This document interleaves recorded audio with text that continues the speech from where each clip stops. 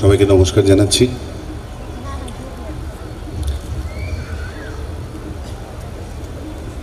আমি ঠিক বুঝতে পারছি না যে আমার এতটা দুঃসাহস কী করে হয়ে গেল যে একে পড়ব কবিতা, তারপরে পাশে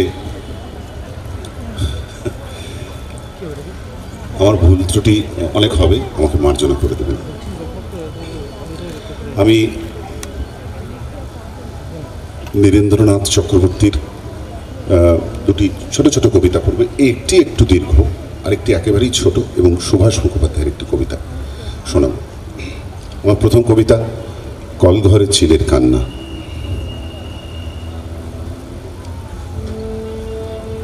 এখনো তোমার সেই ডানা ঝাপটানোর শব্দ শুনতে পাই, এখনো তোমার সেই দারুণ বিলাপ কানে বাজে। গগনবিহারী চিল, খরদীপ্র দুপুর বেলায় তুমি এক আকাশের থেকে অন্য আকাশের দিকে তেজস্বী ও স্বভাবত সঙ্গীহীন সম্রাটের মতো সহজ উল্লাসে বাতাসে সাঁতার কেটে চলেছিলে। যেতে যেতে শূন্যের মেঘলা থেকে যেরকম উল্কা খসে যায়, তুমিও সহসা সেই রকম ঊর্ধ্বাকাশ থেকে এই গৃহস্থ বাড়ির বারান্দায় ছিটকে পড়েছিলে। মুহূর্তে কাকের বেলা বসে গেল ছাতের কার্নিশে। কা কা অট্টহাসির বিদ্রুপে ভরে উঠল দ্বীপ্রহর। তখনও মরনি তুমি, দুই চক্ষু ঘোলাটে ও ঘূর্ণমান, বাদামি শরীর কেঁপে কেঁপে উঠছে। ফের আকাশে উঠবার শক্তি নেই, তবু তুমি শরীরের শেষ বিন্দু সামর্থ্য সংগ্রহ করে প্রাণপণে ঝাপটাচ্ছ ডানা। কখনো বা বাঁকিয়ে উদ্ধত গ্রীবা ঘৃণা ভরে দেখে নিচ্ছ অদূরে অপেক্ষমান শত্রুদের। গগনবিহারী চিল, যারা ঊর্ধ্বে উঠতে পারে না, আর পারে না বলেই যারা পৃথিবীর ভাগাড়ে ও আস্তাকুড়ে কাপুরুষ মস্তানের মতো দঙ্গল পাকিয়ে ঘুরে বেড়ায়, তাদের হাতে কি কখনো আমি ঊর্ধ্বচারী মানুষের লাঞ্ছনা দেখিনি? দেখেছি অসংখ্যবার। বুঝেছি যে লাঞ্ছনাই স্বাভাবিক। এমনকি লাঞ্ছনা আর নিগ্রহের ফলে মানুষের দীপ্তি ও মহিমা আরো বেড়ে যায়। অথচ সমস্ত দেখে, সমস্ত বুঝেও মূর্খ আমি দলবদ্ধ কাকের গুন্ডামি থেকে তোমাকে বাঁচাতে গিয়েছিলাম। তোমাকে বারান্দার থেকে তুলে এনে স্নানঘরের মধ্যে আটকে রেখে স্বস্তির নিঃশ্বাস ফেলে ভাবতে পেরেছিলাম তোমার মর্যাদা বাঁচানো গেল। এখন বুঝতে পারি বস্তুত তোমাকে এক বিদ্রুপের থেকে আরো ক্রূর, আরো ভয়ঙ্কর বিদ্রুপের ভেতরে নিক্ষেপ করেছিলাম সেদিন। গগনবিহারী চিল, বৈদুর্যমণির তীব্র দাহনে উজ্জ্বল খর দুপুর বেলায় সম্রাটের মতো তুমি সমস্ত আকাশ ঘুরে এসে তারপর শহরতলির এক গৃহস্থের 6x3 ফুট ওই কলঘরের অন্ধকারে বন্দী হয়েছিলে। সারা রাত্রি ঝাপট মেরেছ তুমি কাঠের দরজায়, নখরে আঁচড়েছ মেঝে। সারা রাত আপন সাম্রাজ্য থেকে নির্বাসিত, বিচ্যুত হবার অপমানে, গ্লানিতে ও যন্ত্রণায় চিৎকার করেছ। এমন ধারালো শুকনো বুক ফাটা আর্তনাদ আমি কখনো শুনিনি। মনে হয়েছিল যেন পাখি নয়, বিশ্ব চরাচর আজ রাত্রে ওই কলঘরের অন্ধকারে বন্দী হয়ে চিৎকার করছে। গগনবিহারী চিল, সকালে তোমাকে আমি মুক্তি দেব বলে দরজা খুলে যখন দেখলুম মেঝের উপরে তুমি স্থির ও নিঃশব্দ হয়ে পড়ে আছো, তখন আবার মনে হয়েছিল তুমি পাখি নও, তুমি অফুরন্ত আকাশের প্রাণমূর্তি। যেন সমস্ত আকাশ আজ নিতান্ত ঝাঁপোষা এক গৃহস্থের কলঘরের ক্লিন্ন অন্ধকারে মরে পড়ে আছে।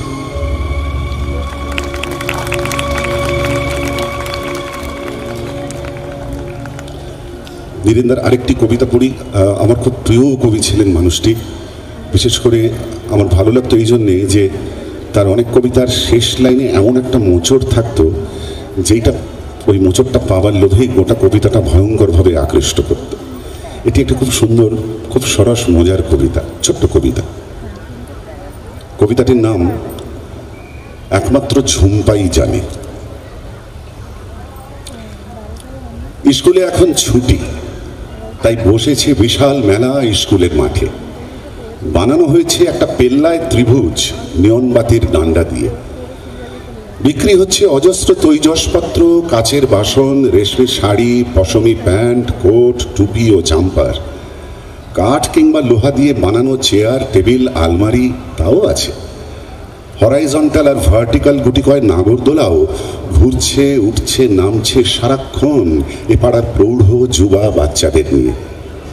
চারদিক আলোয় আলো, তাই সঙ্গে মাইকে ঘোষণা, ঝুম্পা মিত্র নামে একটি 7-8 বছর বয়সী বালিকা হারিয়ে গিয়েছে, খুব কাঁদছে।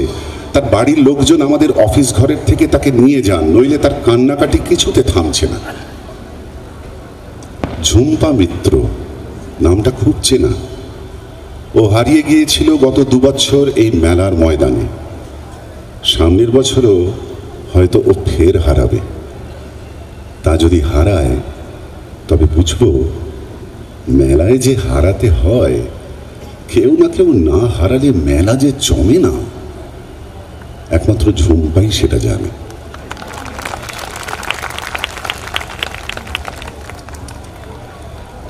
আমার তৃতীয় কবিতা সুভাষ মুখোপাধ্যায়ের ছোট্ট একটি রচনা, এখন যাব না। বাতাসের কান আছে দেখছি। হ্যাঁ, আপনি ঠিকই শুনেছেন। না, আমি গেলাম না নয়, আমাকে নিল না। আপনাকে বলেই বলছি, দেখুন, ও যে গাছের আঙুর তাতে টক না হয়ে যায় না। আর তাছাড়া এও তো ঠিক, সব বেড়ালের ভাগ্যেই শিখে ছেড়ে না। আপনাকেই বলে দিচ্ছি, দেখে নেবেন। কারো বাপের সাধ্যে নেই লাথি মেরে আমাকে এই পৃথিবী থেকে হটায়। আমি এই মাটি কামড়ে পড়ে থাকলাম। যতক্ষণ বরাবরের মতো মানুষের কাজ, স্বাস্থ্য, খাদ্য, শিক্ষা, নিরাপত্তার একটা ভালো ব্যবস্থা না হচ্ছে, ততক্ষণ মৃত্যুর গলায় পা দিয়ে হলেও আমি বাঁচব। তারপর জীবন যখন খুব করে সাধবে, তখন ভেবে দেখব যাব কি যাব না।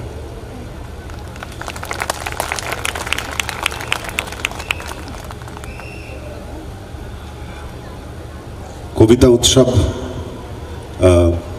এই মুহূর্তে কলকাতার গত কয়েক বছর ধরে একটি উল্লেখযোগ্য ঘটনা হয়ে দাঁড়িয়েছে বলেই আমার মনে হয়। এবং আমি প্রথমবার এখানে আমাকে বলতে বলা হলো কবিতা, আমার কৃতজ্ঞতার কোনো শেষ নেই। এই কৃতজ্ঞতা কিভাবে প্রকাশ করব, নিজের ভাষায় তো বলতে পারবো না। নীরেন্দ্রনাথ চক্রবর্তীর কবিতার বই উল্টোতে উল্টোতে সেই কবিতা এসে আমার দৃষ্টি সেখানেই থেমে গেল। ওই কয়েকটি লাইনই উচ্চারণ করব। একদিন এইসব হবে, তাই একদিন সমস্ত যোদ্ধা বিষণ্ণ হবার মন্ত্র শিখে যাবে। একদিন সমস্ত বৃদ্ধ দুঃখহীন বলতে পারবে যাই। একদিন সমস্ত ধর্ম অর্থ পাবে ভিন্ন রকমের। একদিন সমস্ত শিল্পী কল্পনার প্রতিমা বানাবে। একদিন সমস্ত নারী চোখের ইঙ্গিতে বলবে এসো। একদিন সমস্ত ধর্মযাজকের উর্দি কেড়ে নিয়ে নিষ্পাপ বালক বলবে হা হা। একদিন এই সব হবে বলেই এখনো সূর্য ওঠে, বৃষ্টি পড়ে এবং কবিতা লেখা হয়। নমস্কার।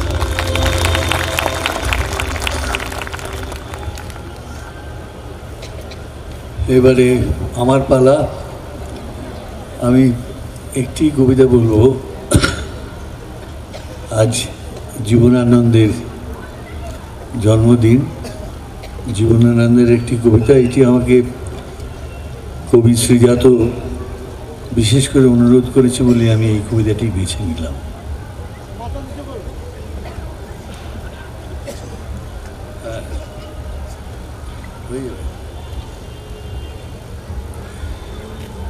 আট বছর আগের একদিন শোনা গেল লাশ কাটা ঘরে নিয়ে গেছে তারে। কাল রাতে ফাল্গুনে রাতের আধারে যখন গিয়েছে ডুবে পঞ্চমীর চাঁদ, মরিবার হলো তার স্বাদ। বধূ শুয়েছিল পাশে, শিশুটিও ছিল, প্রেম ছিল, আশা ছিল। জ্যোৎস্নায় তবু সে দেখিল কোন ভূত। ঘুম কেন ভেঙে গেল তার? অথবা হয়নি ঘুম বহুকাল,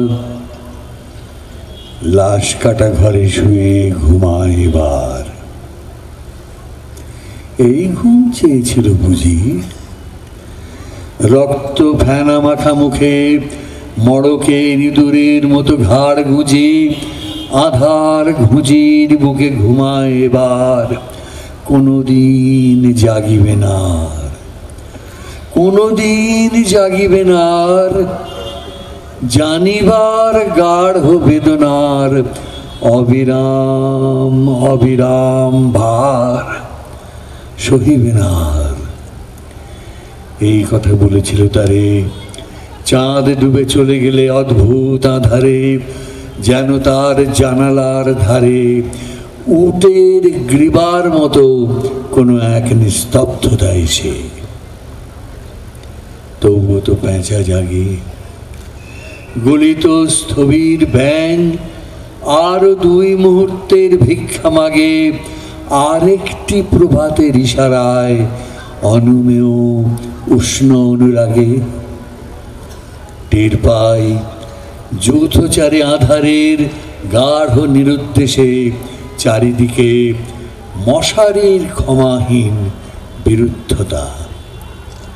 মশা তার অন্ধকার সংগ্রামে জেগে থেকে জীবনের স্রোত ভালোবাসে। রক্ত ক্লেদ বসা থেকে রৌদ্রে ফের উড়ে যায় মাছি। সোনালি রোদের ঢেউয়ে উড়ন্ত কীটের খেলা কত দেখিয়াছি। ঘনিষ্ঠ আকাশ যেন যেন কোন বিকীর্ণ জীবন অধিকার করে আছে ইহাদের মন। দুরন্ত শিশুর হাতে ফড়িংয়ের ঘন শিহরণ মরণের সাথে লড়িয়াছে। চাঁদ ডুবে চলে গেলে অদ্ভুত আধারে তুমি অশ্বথের কাছে এক গাছা দড়ি হাতে গিয়েছিলে তবু একা একা। যে জীবন ফড়িংয়ের দোয়েলের, মানুষের সাথে তার হয় না কো দেখা এই জেনে। অশ্বথের শাখা করেনি কি প্রতিবাদ? জোনাকির ভিড় এসে সোনালি ফুলের স্নিগ্ধ ঝাঁকে করেনি কি মাখামাখি? থুরথুরে অন্ধ পেঁচা এসে বলেনি কি বুড়ি চাঁদ গেছে বুঝি বেনু জলে ভেসে? চমৎকার, ধরা যাক 2-1টা ইঁদুর এবার। জানায়নি পেঁচা এসে এই তুমুল গাঢ় সমাচার। জীবনের এই স্বাদ, সুপক্ক জবের ঘ্রাণ, হেমন্তের বিকেলের তোমার অসহ্য বোধ হলো। মর্গে কি হৃদয় জুড়লো? মর্গে গুমোটে থেঁতা ইঁদুরের মতো রক্ত মাখা ঠোঁটে। শোনো, তবু মৃতের গল্প কোনো নারীর প্রণয়ে ব্যর্থ হয় নাই। বিবাহিত জীবনের স্বাদ কোথাও রাখেনি কোনো খাদ। সময়ের ঊর্ধ্বতনে উঠে এসে বসু, সময়ের ঊর্ধ্বতনে উঠে এসে বধূ মধু আর মননের মধু দিয়েছে জানিতে। হাড় হাভাতের গ্লানি, বেদনার শীতে এই জীবন কোনোদিন কেঁপে ওঠে নাই। তাই লাশ কাটা ঘরে চিত হয়ে শুয়ে আছে টেবিলের পরে। জানি, তবু জানি, নারীর হৃদয় প্রেম গৃহ শিশু নয় সবখানি, অর্থ নয়, কীর্তি নয়, সচ্ছলতা নয়, আরো এক বিপন্ন বিস্ময় আমাদের অন্তর্গত রক্তের ভিতরে খেলা করে, আমাদের ক্লান্ত করে, ক্লান্ত ক্লান্ত করে। লাশ কাটা ঘরে সেই ক্লান্তি নাই, তাই লাশ কাটা ঘরে চিত হয়ে শুয়ে আছে টেবিলের পরে। তবু রোজ রাতে আমি চেয়ে দেখি, আহা, থুরথুরে অন্ধ প্যাঁচা অশ্বতের ডালে বসে এসে চোখ পাল্টায় কয়, বুড়ি চাঁদ গেছে বুঝি বেনু জলে ভেসে।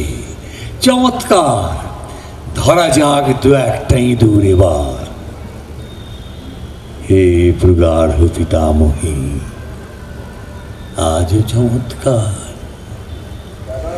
আমিও তোমার মতো বুড়ো হব, বুড়ি চাঁদটারে আমি করে দেব কালী দহে বেনু জলে পার।